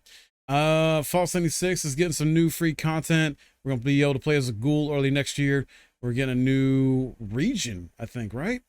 I can't remember if it's a new region or not. Like a new area on the map or something. It's a new region of Appalachia that we get to go to. That's pretty freaking sweet. So some new stuff there. The show has been taken off, and it makes sense that they want to sort of like put in some stuff from the show with us being able to play as a ghoul. I know you said it's going to depend on you if you make a new character or not, because it depends on like what are the stats or what are stipulations of the ghoul character. Yeah, it's very dependent on what they like, because they could going to be for it. Because they could have it like in the show where I guess he was Walton Goggins' character, the ghoul was what was it he was taking to keep himself Radaway, thank you. He was taking Radaway to keep himself from going feral. So it's like, is that going to be a gameplay mechanic where you got to constantly take Radaway to keep us from going feral as a ghoul? I don't know. That'd be kind of cool if so. Based on what they set up, it wouldn't be terrible, but at the same time, it's going to be the whole depiction of like, is it going to be a set thing to where you feel your character going feral and then you, in a sense, die and then you respawn? Like, that's the whole thing. They have to figure it out. They may not even do that at all. Who knows? Something that may be an automatic thing though is what you already do for your character. Freaking cannibalism. Because in the show, because useful, you don't have to walk around with food. I see your point. And even in the show, they had the ghoul character eat another ghoul and got that ass jerky. Yeah, like it was insane. So I don't know. That might be an automatic thing that's built into the character as a ghoul player. I'm thinking about trying to make a new character just to play as a ghoul to see this. But like you said, I'm going to wait and see what they actually have as part of the conditions of being a ghoul. Starfield DLC, I don't really care. I'm gonna be real. I just don't care. I tried Starfield out. It didn't catch me. It's just like a lot of people feel it's a boring game. I don't even know if you tried it out yet. I haven't even tested it yet, to be honest. Like, I have not touched it. I got you. World of Warcraft, The War Within gets a release date trailer. I don't give a shit about World of Warcraft personally. So apparently this is DLC. So yeah, I mean, it's good. It's being updated still. The MMO's still being updated and getting new content. I thought at one point, I think they said they were not going to make any more new content for it, but I guess they changed their minds. So I don't know. I guess they saw like, oh, our players went to Final Fantasy 14. All these other games, we got to bring them back. So I don't know. Yeah, I good get luck with that. right. This was a nice surprise though. This Claire Obscure Expedition 33 trailer. I think it's the indie game. But looked really interesting. It's from So Sandfall Interactive. yeah, little's known about it though. But it's come out next year. It'll be on Game Pass. So really, really interesting. Not a ton is known about it, but so I was definitely keep an eye on it. South of Midnight got official gameplay trailer. That looked interesting. This got announced I think last year. So interesting art style. I dig it. And I like how it's the seamless gameplay, goes in between the cutscenes into the game. The actual gameplay isn't the same art style. It's going to be that sort of like 1080p 60 FPS that most of us are used to, but the cutscene art style and presentation is different. Kind of almost maybe like somewhat of a Borderlands or comic book type feel mixed. Maybe I don't know if that'd be an accurate take, but I mean you're probably looking at it right now, but Yeah, but I don't know. I just really dig it.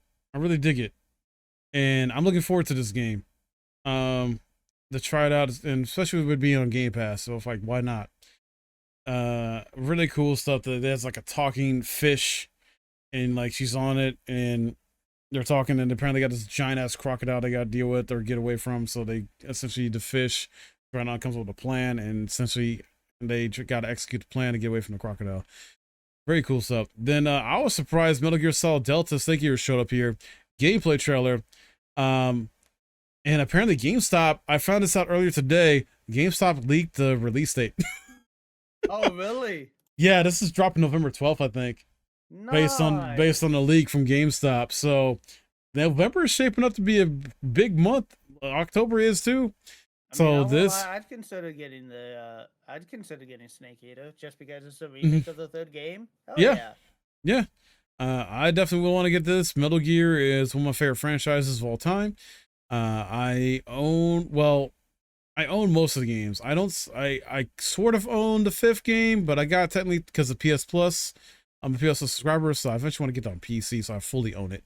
Um, well, then again, some devs tell me don't get used to owning your digital content, but still, um, I don't know. Either way, it's like I don't want to have to play the fifth game because I still got to beat the fifth game. I don't have to play it by having to subscribe to be a PS Plus in the future to play it. So we'll see. But I actually want to own it. But yeah, very cool stuff. It looks like they're using David Hayter again, or maybe reusing some of the lines from the original game. Um, it's just updated visuals. A little bit looks like the gameplay looks a bit more fluid and smooth. it's expected to have a more modern control style, which is Hmm. not a bad thing. Right, right. So and staying true to the core characters and story beats and elements as well. Like it was looking really cool. Sea of Thieves is getting its new season. Not really too caring about that personally. Never gotten to Sea of Thieves. I think you tried it, but I tried it for a bit. I think me and the group that I played with, we did it for like a month and then we got tired of it. yeah, I don't blame you.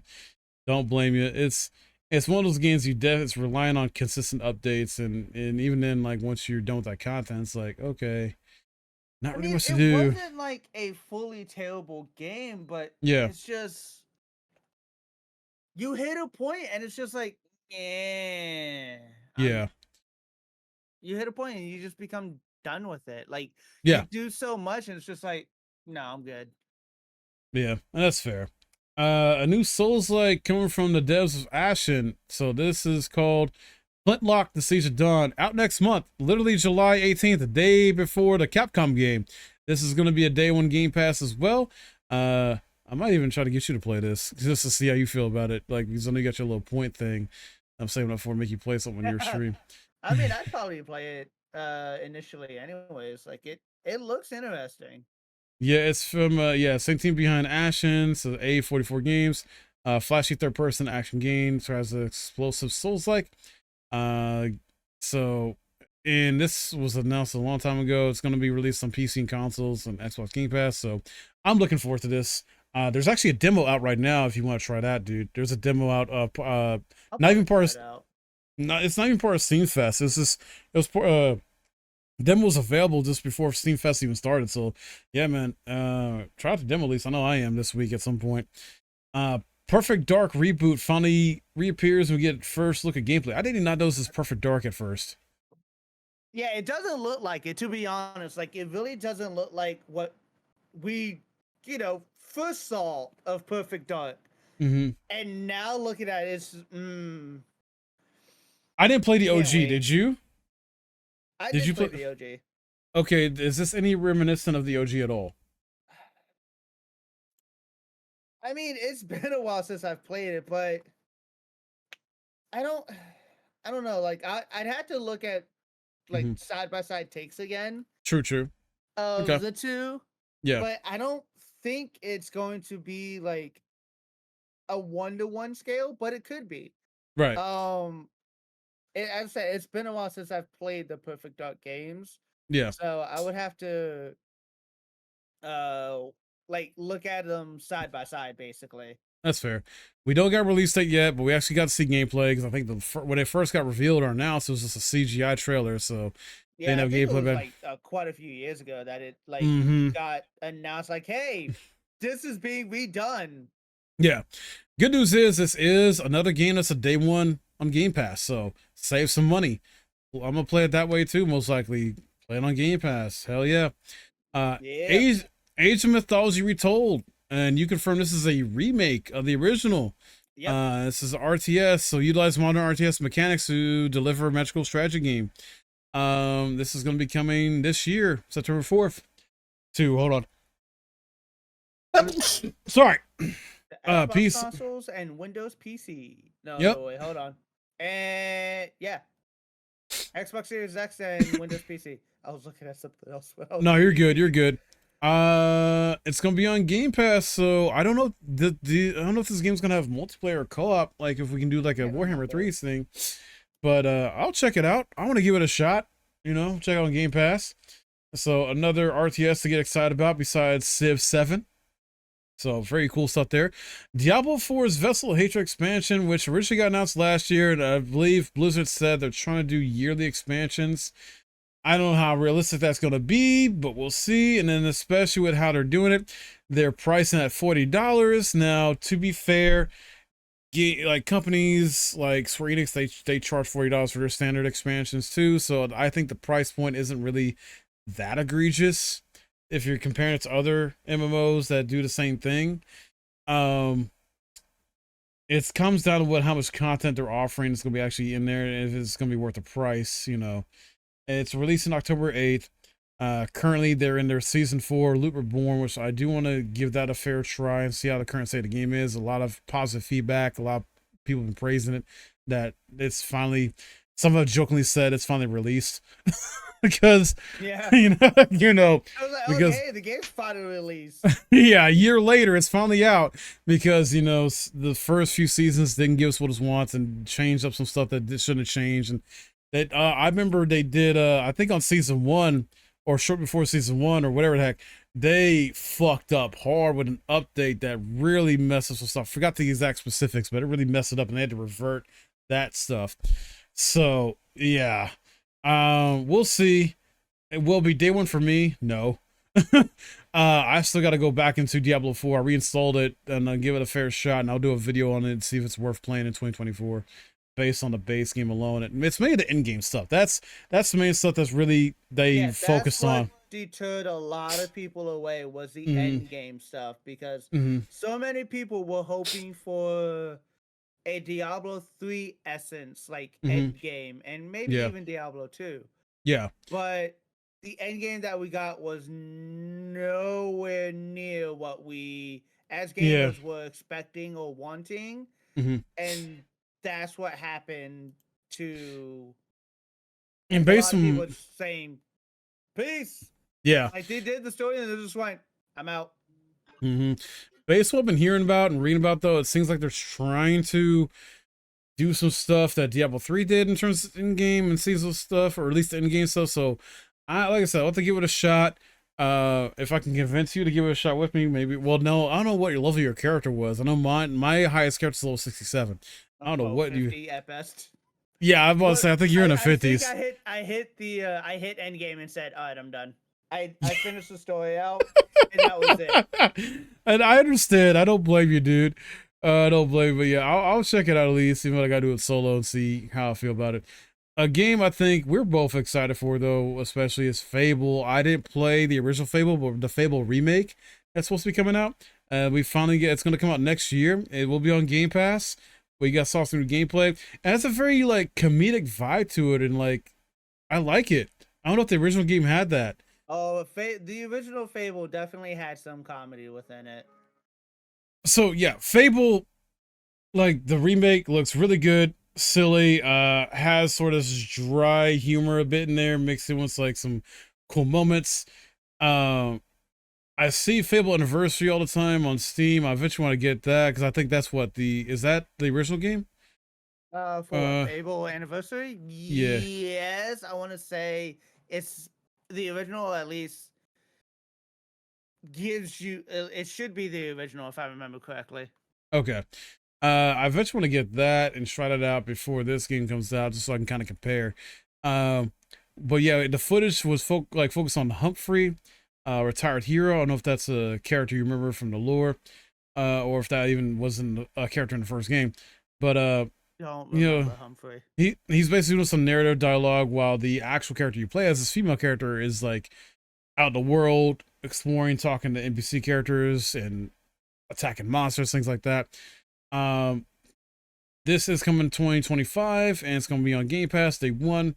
Be on PC via Steam, I imagine, as well, and Xbox Series X and S. But yeah, looking really freaking good. I'm excited for it, and it's crazy. Like some of these games I never played before, I'm just excited for because I'm if they fit in that sort of genre I'm looking for, or gameplay so I'm looking for. Yeah, I'm gonna be hyped for it. Yeah. Fragpunk, don't really want to say too much. This is another hero shooter that just I feel like it's gonna be get lost in the shuffle, late to the party type thing. I don't know. I just wasn't really impressed with it.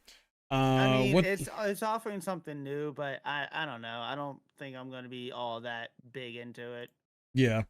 Indie game, Winterboro, cozy survival game. You know, another cozy game here. I think it's gonna appeal to the cozy gamer types. Not a bad game by any means. It's not really my. It gives me the Don't Starve vibe. Yeah, I was thinking that too a little bit. Yeah, for sure. So I think it'll be up the alley of those type of gamers. Does really appeal to me. Something that we mentioned before earlier, I think, was about how like one game where it had a Life is Strange vibe. Mixtape has a very Life is Strange type vibe. And I think it's gonna appeal to those type of gamers. It's gonna have a lot of copyrighted music in there, so if you plan to stream this, be careful. I don't know if it's gonna have a stream mode. Hopefully it does, but they know it like in the trailer, and a lot of like well-known bands and artists that are gonna be having their songs be in this game. It's called Mixtape for a reason, so it makes sense. It fits this theme. I believe it takes place, I think, in the 90s, or at least takes inspiration for that a lot.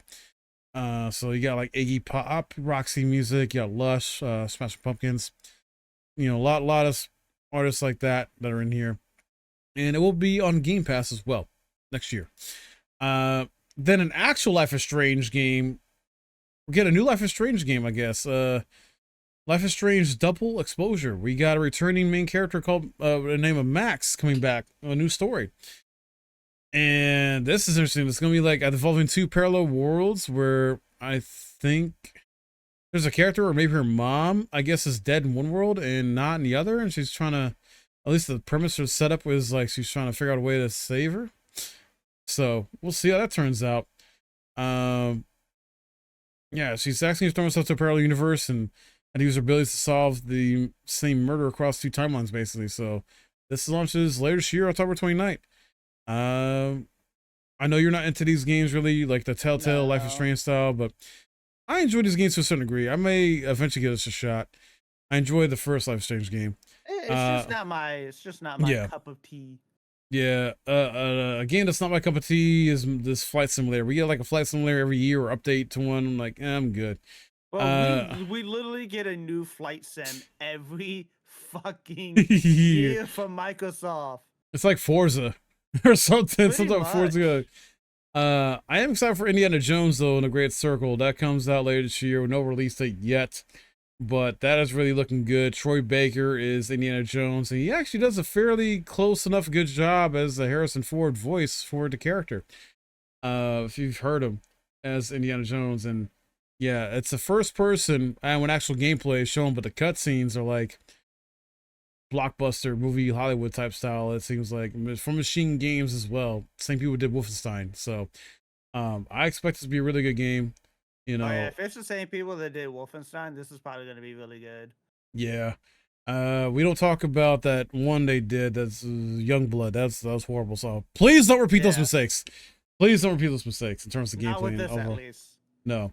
Apparently Xbox got a hold of this game. I think it's from a Chinese developer. Might be wrong, but Wu Chang Fallen Feathers coming to Game Pass on day one.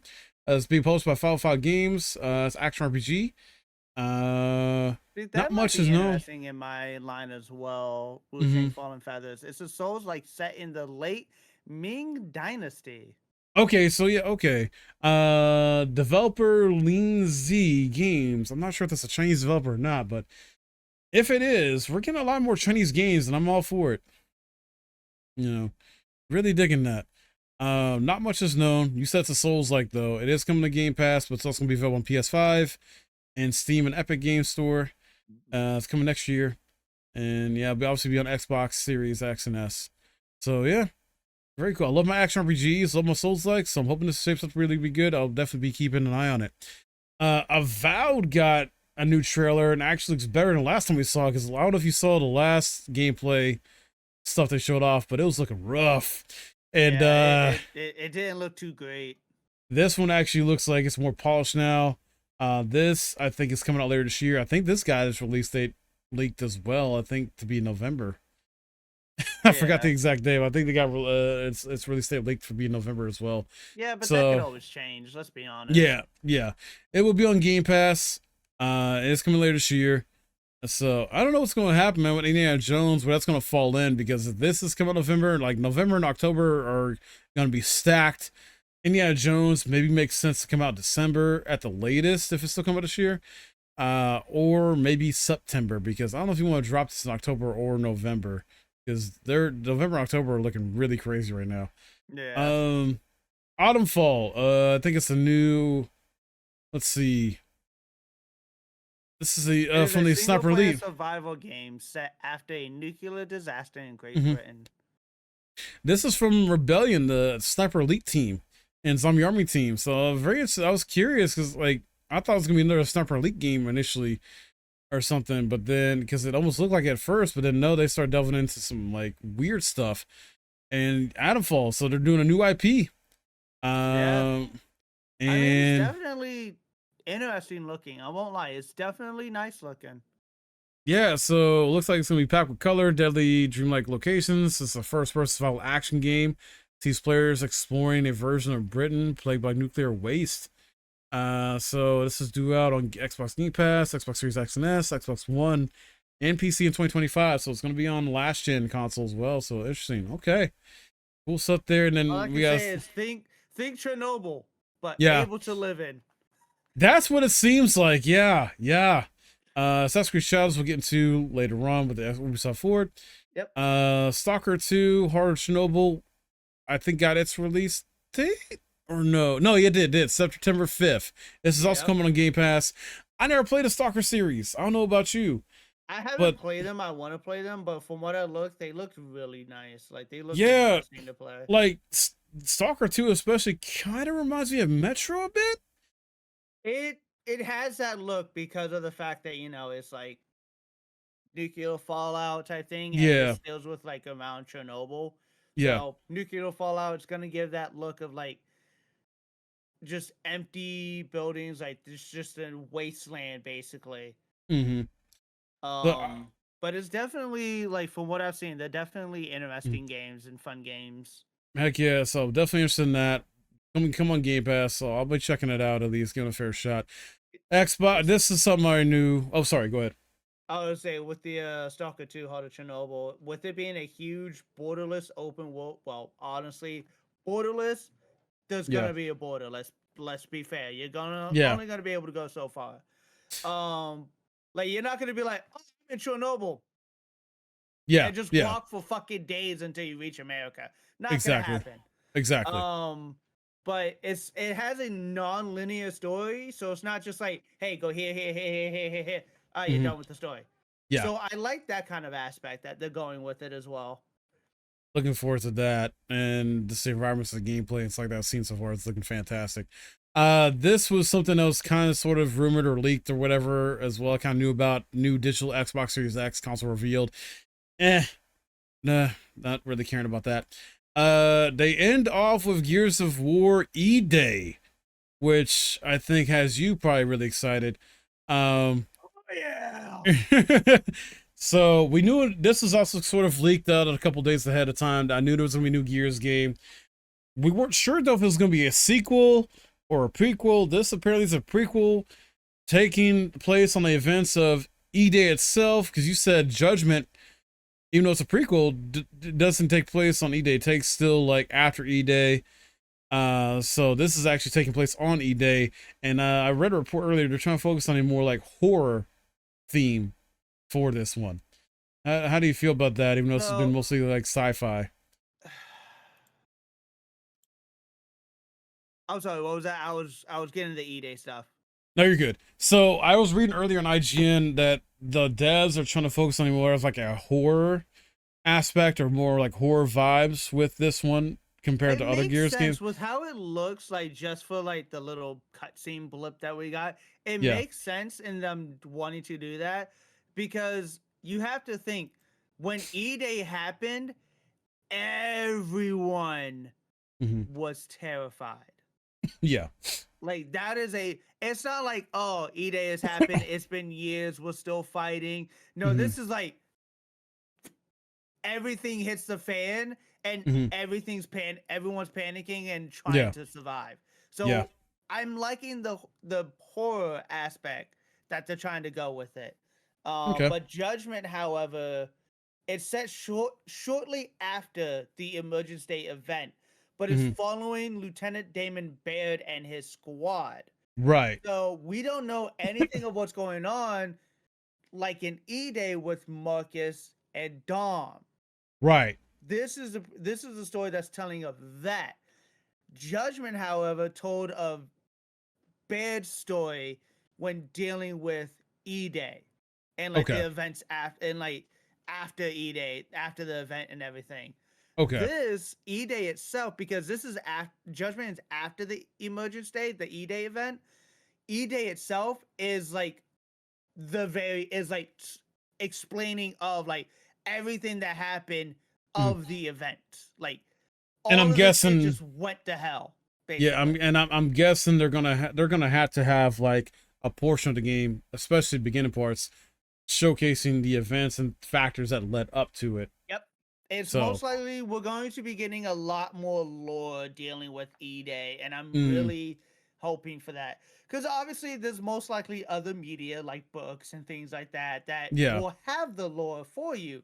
right. But E-Day itself is definitely looking nice because of the whole fact that, it's telling of like the actual Emergence Day event, Hmm. because in the video, in the announcement trailer that they showed, you see everything burning, like holes pretty much sprouting up Hmm. randomly out of nowhere without people even realizing it, and Hmm. everything just going to hell. Yeah. So I'm really looking forward to how E-Day is going to be. Same. And I haven't even played the Gears of War games. I own them all. I fucking We loved them. we talked about playing them together with certain ones, so we'll most likely do that in the future at some point. Yeah, I'm looking forward to it. I'm looking forward to getting to the lore, diving into it. And if I got a question, I'd be like, hey, what the heck is going on, without you giving too much away, you Yeah. know. So that's gonna be sick. All right, moving on here, because we've been at this for almost 2 hours. I didn't expect this to be so long, but I know how me and Alex get. We talk about something, man. I It's will great. fucking talk, my guy. Ubisoft. So they kick things out with Star Wars Outlaws, showing off gameplay across multiple systems in the galaxy. This is supposed to be taking place during the golden age of like the criminal empire, or criminals during this time, things like that, the golden age of that. Infamous hive of scum and villainy. Really cool stuff. I'm seeing a lot of gameplay elements that remind me of Assassin's Creed or Watch Dogs, though, in some ways, which is not too surprising. I mean, it's an Ubisoft game. A lot of their games tend to blend together as far as game mechanics are feeling the samey, so it's kind of hard not to. But you play as a female character, Kay. She's got her, companion Nyx, who's going up with her and that helps her out in combat and help her out in situations to distract enemies. Like at one point in the trailer, dude, I was laughing because they show Nyx playing dead to distract the enemy. Wow, USK. I figured something like that would be viable in the game. Dude, that was funny though. I'm thinking like, oh my god, you literally can have Nyx play dead and you can just pop up a headshot to take out, either neutralize, kill, or I guess knock out the enemy went up. And then the stealth part of the game, it feels very Assassin's Creed or Watch Dogs like, with either knocking out or even just taking out enemies. So I'm looking forward to this, and you mentioned earlier Star Wars as an IP. It's a massive IP with a massive amount of fans. Yeah, and we're getting different Star Wars games from different developers over the years, which is really good. We're getting this different. That, like, we're also getting different. We're also getting more media about it as well. Like, for instance, Acolyte. I still gotta watch that. That just dropped. Yeah, that just dropped. I gotta watch that. We're getting more content like that coming out, which is like the telling of either before the whole Jedi Order, during like the whole essence of the Jedi Order, like a lot of that, and I'm enjoying a lot of the content that's coming out for it. Yeah, same. So this is one I'm looking forward to. I don't agree with their business model of having their deluxe and ultimate editions be like $110, $130 and including 3 days early access, but standard is a $70 game, so you can play it through Ubisoft Plus if you want to go that route. Pay for a month of it and play it that way. It's basically their version of their Game Pass, whatever the heck, for their games, but more expensive though, because I think it's like $15-$18 or some shit for a month. I forget the exact pricing, but I don't know. We'll see. I am Ubisoft partner, so it's a possibility I might end up getting this. To check out for y'all. And if not, then I'll just pay for Ubisoft Plus for a month and check it out that way. I don't care. I at least want to play it. Some exciting news for Prince of Persia though. 3 main things they were talked about. So Prince of Persia: The Sands of Time remake is finally coming in 2026. It has some development issues, went through development hell. We got a new teaser trailer for it, so it looks like they're back on track with this game. And 2026, it's coming. I own the original game. I have yet to play it, but I will play it leading up to the remake at some point. So, and I've played Forgotten Sands, and I played Prince of Persia: Lost Crown, which also got some DLC announced for it. I don't think it was originally supposed to get DLC, and then I guess because it got, received so well overall. Usually, I will say, usually a lot of times the game's like, oh yeah, we're not gonna get DLC until it gets well received, and then it's like, all right, fine, we'll do DLC for it. Yeah, and I played it. Ubisoft, gave me a key for it at the time, and yeah, like it's a really enjoyable Metroidvania game overall. I didn't do everything in the game, but it was a lot of freaking fun. I definitely recommend it. In terms of being objectively, it's a good game, and apparently the original Prince of Persia was like that too, where it was Metroidvania. So I own Warrior Within and Two Thrones on PS3. I want to play at some point as well. But yeah, so remake is back on track. We got DLC for Lost Crown, and then I forgot the other third thing. Oh, the Rogue Prince of Persia. Early access right now, being made by Evil Empire, same people to Dead Cells. I think that's got like a new update for the early access version. So, and that's actually really good too. It kind of reminds me of a mix of Dead Cells and Hades, honestly. Yeah. So really, I would suggest that as well too. Check that out. And then we got some big Assassin's Creed Shadows gameplay deep dive. They showcased how each of the main 2 protagonists play, where Yasuke is the big brute samurai, uses a sword and this like brute, I forgot the name of the weapon, but it's like a big Brutus spiky weapon, and just is mauling people. Like you basically feel like a tanky character just going through enemies, but you still got to be, strategic in how you dodge and block with him. The other character, Naoe? No. Naui, sorry, Naui. She's a shinobi. She's more that assassin's type style where she's not gonna do direct combat, but she has a very cool weapon. Let me find it real quick. I see the path that they're doing. They're doing the same path as what they did for Syndicate, where they had two different assassins. Yeah, they're going back to some like how they did Syndicate in a way. Two different assassins. You can do specific missions for each character. Each character have their own specific missions, but you can also do either mission with some of the most of the missions I believe you can do as either character. Yeah. But there are going to be some missions that designated to each one. I'm trying to look up the. Is it Kurosaki? Basically, it's like the weapon where it's like a sickle and like a ball or something like that. Type weapon. And I might be thinking of the wrong weapon, but like she uses that and she showcases how her stealthiness, obviously, with the how they show off her taking out the enemies. They don't really see her, which makes sense. It's when the AI is dumb. Like there's been times in the AC games the AI has been super dumb, where it's like, how did I kill you or didn't see me or didn't notice me or not? So I'm hoping this one it makes sense how they showcased it and a bit more.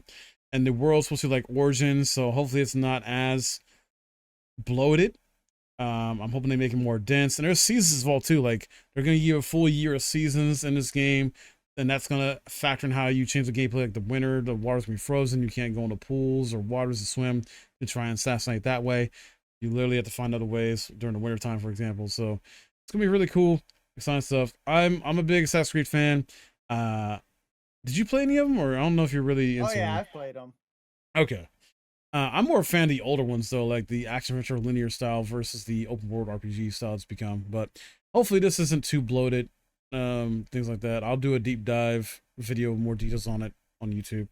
It's already most likely out at this point in time anyway. Oh yeah. But yeah, really look forward to this. Most likely I'll probably get this too as well because of being an Ubisoft partner. So hopefully, I'll be able to get this. If I get a few weeks prior, obviously I got to follow NDA when I can't say exactly when I'll get it. But if I do get it, ahead of time to where I can like do some guide videos I can post up once the embargo lifts, then yeah, I'll do that. NO 116 packs for Mania revealed. I don't really know much about this series. Do you? Not too much. Like I've heard of it, but I never really like looked into it. Apparently it's a city builder of theirs that they've been doing. So and it's focused on ancient Roman Empire. Going to PC, Xbox Series X, PS5 sometime next year. With it being a city builder, I'm guessing maybe it's gonna have maybe some strategy RTS elements to it. I never got into this game though, but I don't know. We'll see how it turns out. And then I mentioned earlier, Lost Crowns getting some DLC. Avatar: Frontiers of Pandora getting some new DLC next month. Called the Skybreaker. So that's coming. I've yet to play this one as well. I may eventually try it out for myself if I get Ubisoft Plus for a month and try it out that way. This one I'm not too sure if it's still well received or not. We've got misperceptions. I know I've seen some reviews initially. It's probably been updated since then to be a better game now, but it's haven't really had the time to dive into it. I like the movies though. I did watch Avatar and Avatar Way of Water. Yeah. I never played the original game they made though back on the PS3. I think it was from Ubisoft as well. Oh, did you? That probably didn't age well. It was a third-person action game, I think. Oh yeah, no, that definitely didn't age well. Whereas this one is like akin to being like a first-person, like sort of Far Cry feel, because that's what a lot of people were saying. It's like very Far Cry-ish, and so I'll make you a shot. XDefiant gets season 1 starts. Details on that. Don't really care about that. Personally, we tried XDefiant out. It wasn't for us, and yeah. We'd have to wait for updates though, but yeah, apparently they have like, they're adding in capture the flag, so that wouldn't be a bad thing to kind of go back to and yeah, a bit, but they would have to add some stuff in. Apparently they did have other gameplay modes that we didn't test out. yeah, because we did the beginner ones or whatever the heck. We didn't test them all out. Yeah, we just did like the Welcome to XDefiant ones. But apparently they did have some ones, and one of them is similar to Kill Confirmed from Call of Duty. Oh, okay. So I wouldn't mind giving it another chance. And instead of doing the two that we did Yeah. when we first played, we try the other game modes as well. Because they're more of Okay. I think they're more listed as a arena mode. Okay. So I wouldn't mind giving those a chance. But obviously it's gonna be filled with sweats.